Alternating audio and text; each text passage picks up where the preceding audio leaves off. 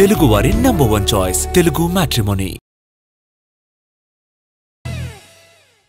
ప్రభాస్ పేరు చెప్పగానే ముందు వెనుక ఆలోచించకుండా ఆయన సినిమాలన్నింటికీ కూడా పార్ట్ 2 ఉంటుంది అని ఫిక్స్ అయిపోతున్నారు అభిమానులు. అన్ని సినిమాల సంగతులేమో కానీ మా ఆలోచన వేరు అంటున్నారు ఫౌజీ మేకర్స్. ఇంతకీ ఆ movie సంగతులేంటి?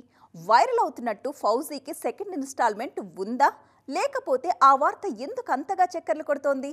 Let's watch. Baahubali cinema నుంచి మొదలైంది డార్లింగ్ ప్రభాస్ 2 భాగాల ప్రభంజనం. ఆ సినిమా క్లిక్ కావడంతో ప్రతి సినిమాకి కొనసాగింపు ప్లాన్ చేస్తున్నారు మేకర్స్. మిగిలిన వాళ్ల సంగతేమో గానీ మాకు అలాంటి ప్లాన్స్ ఏమీ లేవంటోంది Fauji team. Fauji movie story sittings లో ఉన్నప్పుడు ఓ థాట్ రాగా దాన్ని ప్రీక్వెల్ చేస్తే బావుంటుందని అనుకున్నారట. అది కాస్త వైరల్ అయి ఇప్పుడు తీస్తున్నది సెకండ్ పార్ట్. దీన్ని మొదట విడుదల చేసి కాంతారా టైప్ లో ప్రీక్వెల్ ని మళ్లీ రిలీజ్ చేయడానికి మేకర్స్ ప్లాన్ చేస్తున్నారనే రూమర్ స్ప్రెడ్ అయింది.